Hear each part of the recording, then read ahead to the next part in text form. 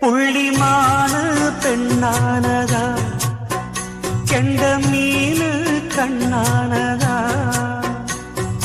பூமுடிச்சு பொட்டு வச்சு புன்னகையில் தேன் தெளிச்சு பக்கம் ஒரு சொர்க்கம் வருதா.